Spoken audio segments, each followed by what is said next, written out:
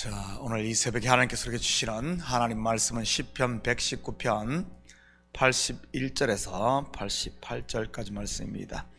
저와 여러분이 한 절씩 나누어서 교독합니다. 나의 영혼이 주의 구원을 사모하기에 피곤하오나 나는 주의 말씀을 바라나이다.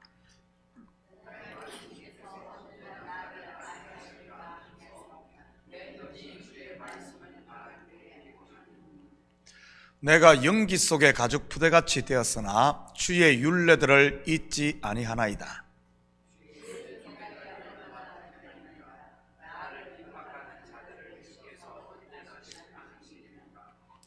주의 법을 따르지 아니하는 교만한 자들이 나를 헤아리고 웅덩이를 팠나이다.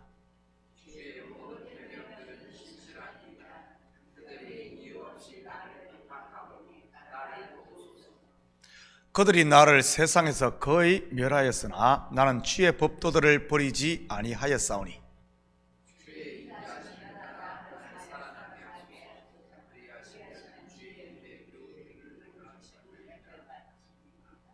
아멘. 좋은 아침입니다. 오늘 본문은 히브리 알파벳 11번째인 카프로 매절이 시작되는 제11년입니다. 특히 본시에는 극심한 환난 가운데서도 말씀을 사모하며 주의 언약에 의지함으로써 고난을 극복하려는 저자의 믿음이 선명하게 드러나 있습니다. 여러분은 보통 고난을 어떻게 극복하십니까? 제가 알기로 성도라면 많은 분들이 기도로 이길 것입니다. 평소 때는 기도를 거의 하지 않던 분들도 고난이 닥치면 기도하게 되어 있으니까요. 성도라면 말이지. 사람마다 조금의 차이는 있겠지만 저도 본시의 저자처럼 고난을 말씀으로 이긴 경험을 많이 가지고 있습니다. 평소 때는 기도가 잘 되다가도 정말 극심한 고난이 닥치면 때로는 기도가 안 될 때가 있습니다. 그러면 말씀을 읽습니다. 물론 처음에는 말씀이 잘 들어오지 않다가 말씀의 깊이에 빠지면 말씀이 기도가 되고 기도를 말씀으로 하며 나중에는 말씀 속에서 답을 찾고 말씀으로 위로받고 말씀으로 힘을 얻을 때가 있지요. 내가 말씀 속에 말씀이 내 속에서 사는 것 말입니다. 그러면 모든 것을 내려놓게 되더라고요.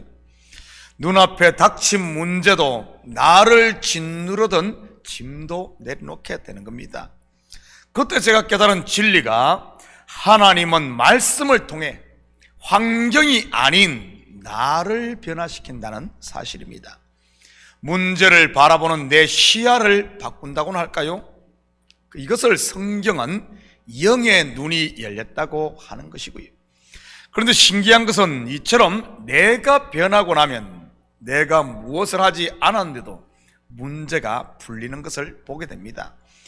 그러니 하나님이 하셨다고 할 수밖에 없는 것이고요.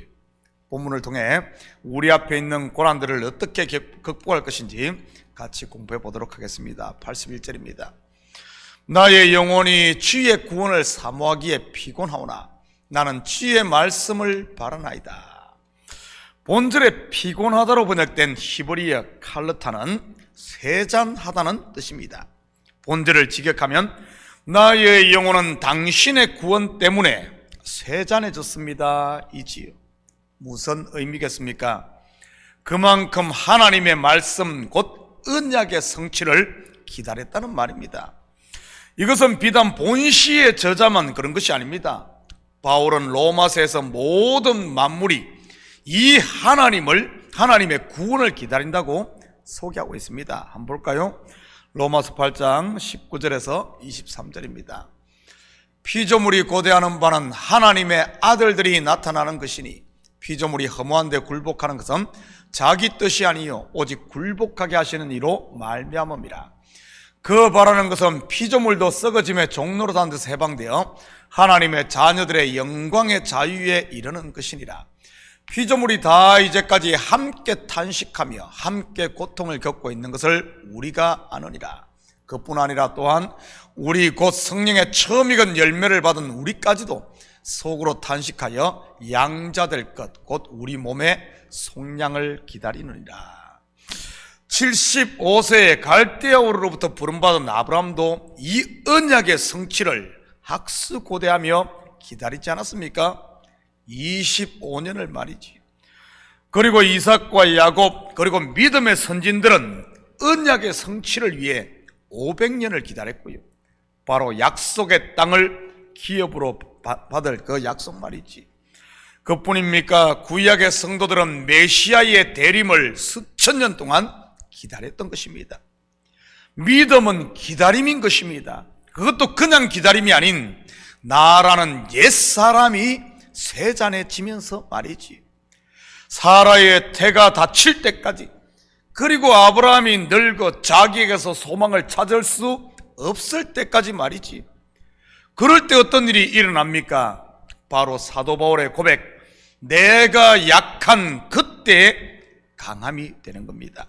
82절입니다.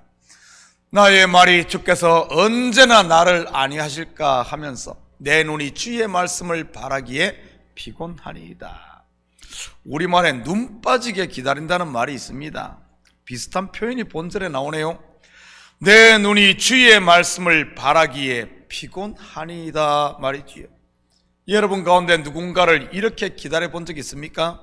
눈 빠지게 기다린 적 말이지요. 저는 그런 적이 여러 번 있었습니다. 그런데 그렇게 기다려서 영화에 나오는 한 장면처럼 짱 하고 온 적은 없는 것 같습니다. 오히려 그 반대이지요. 기다리자 지쳐 잠들었다가 깨어보니 와 있다든지, 아니면은 기다리다가 포기했는데 그때야 오는 경우 말이지요. 그렇다면 왜 하나님께서 내가 기다리던 그때에 도움의 손을 내밀지 않는 것일까요? 물론 다 그렇다는 것은 아니고요. 클라이막스의 일이 쫙 이루어지면 살맛도 나고 간증하기도 좋을 텐데 말입니다. 왜일까요? 그것은 바로 구원은 오직 하나님께 속했음을 보여주는 것입니다. 나의 어떠함이 아닌 그분의 어떠함, 곧 은혜로 주어지는 선물이라는 것 말이지요. 이 진리를 모르면 하나님의 주신 복이 오히려 때로는 걸림돌이 되는 경우가 있으니까요. 유대인들이 그러지 않았습니까? 선민이요, 율법을 선물로 받았음에도 마지막이 되는 것 말입니다. 처음이 되지 못하고 말이지. 주께서 언제나 나를 안위하실까? 내 때가 아닌 하나님의 때에 안위하시는 줄 믿으시기 바랍니다. 바로 모든 것을 내가 내려놓을 때, 그때가 하나님이 일하시는 때이니까요. 83절입니다. 내가 연기 속에 가죽 부대같이 되었으나 주의 율례들을 잊지 아니하나이다. 연기 속에 가죽 부대를 두면 어떻게 될 것 같습니까? 말 그대로 쭈글쭈글해져서 볼품도 없을 뿐만 아니라 아무짝에도 쓸모없게 되는 것입니다. 사라의 나이 89세, 아브라함의 나이 99세, 말 그대로 그들의 몸은 아들을 더 이상 낳을 수 없는 가능성 제로가 됩니다. 본문의 표현을 하면 연기 속의 가죽 부대인 것이지. 한때 애굽의 왕자였던 모세, 살인을 저지르고 광야의 목동으로 산 지 40년이 지난 그의 나이 80세, 말 그대로 연기 속에 가죽 부대였던 것입니다. 주의 율례를 잊지 아니하나이다. 연기 속에 가죽 부대가 된 아브라함과 사라, 하나님의 약속을 잊고 포기했을까요? 히브리서 11장 11절 12절입니다. 믿음으로 사라 자신도 나이가 많아 단산하였으나 잉태할 수 있는 힘을 얻었으니 이는 약속하신 이를 미쁘신 줄 알았습니다. 이러므로 죽은 자와 같은 한 사람으로 말미암아 하늘의 허다한 별과 또 해변의 무수한 모래와 같이 많은 후손이 생육하였느니라. 아닙니다. 오히려 자기 몸이 그렇게 되면 될수록 믿음으로 하나님의 약속, 언약, 말씀을 붙들었던 것입니다. 자기의 육체 곧 행위를 의지하지 않고 말이지. 그렇게 얻은 이삭, 누구의 아들입니까? 자기의 아들이 아닌 하나님의 아들이요 약속의 아들인 것입니다. 모세 또한 한때는 유창했던 말과 애굽에서 얻은 최고의 지식과 학식 그리고 체력이 연기 속의 가죽 부대처럼 되었다고 낙심했을까요? 아닙니다. 그때 것이 사라지자 그가 의지한 것이 무엇입니까? 손에 막대기. 물론 이 막대기는, 이 지팡이는 영적으로 보면 하나님의 말씀인 것이고요. 저는 우리 식구들 또한 사람이나 자기의 행위를 의지하지 마시고 이 하나님의 말씀을 붙들 수 있기를 축복합니다. 어느 CCM 가사처럼 세상 소망 다 사라져도 주의 말씀은 어제나 오늘이나 그리고 내일이나 변치 않고 영원한 것이니까요. 87절 88절입니다. 그들이 나를 세상에서 거의 멸하였으나 나는 주의 법도들을 버리지 아니하였사오니 주의 인자심을 따라 나를 살아나게 하소서. 그래 하시면 주의 입의 교훈들을 내가 지키리이다. 우리는 여기서 놀라운 진리의 복음을 만나게 됩니다. 악인들은 저자를 거의 멸하였는데 저자는 주의 법도를 붙들었고 결국 주의 인자 곧 은혜가 그를 살아나게 하는 것 말이지요. 좀 익숙한 모습 아닙니까? 바로 예수 그리스도에 대한 이야기인 것이지. 바리새인들과 서기관 그리고 종교 지도자들은 로마인의 손을 빌어 예수님을 십자가에 못 박는 데 성공했습니다. 그런데 그것이 오히려 하나님의 언약을 이루게 되었던 것입니다. 그리고는 하나님께서 그를 죽은 자 가운데서 다시 살리셨던 것이고요. 이것은 예수님에게만 해당되는 그런 이야기가 아닙니다.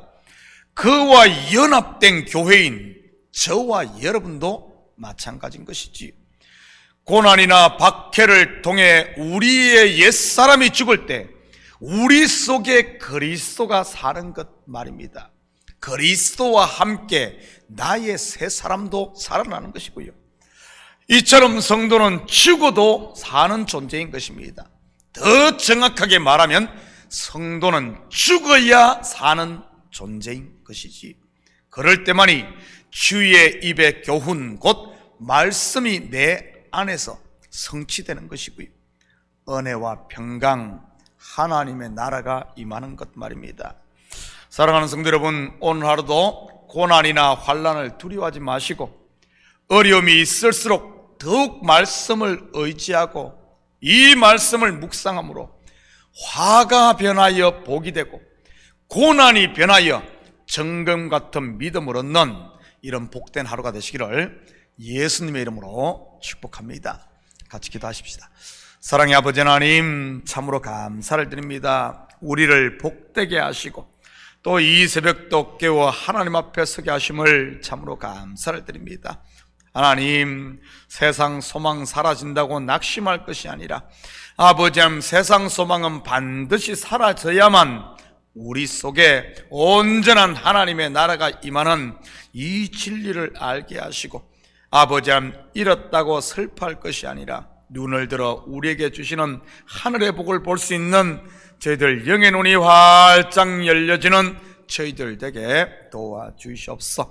그래야 매일매일 삶이 받은 복을 세어볼 수 있는, 그래야 하나님의 은혜 속에서 강해지는 우리 식구들 되게 하시고 이 새벽도 강구하는 기도 중마다 속히 들으시는 줄 믿사오며 이 모든 말씀 예수님의 이름으로 기도드립니다.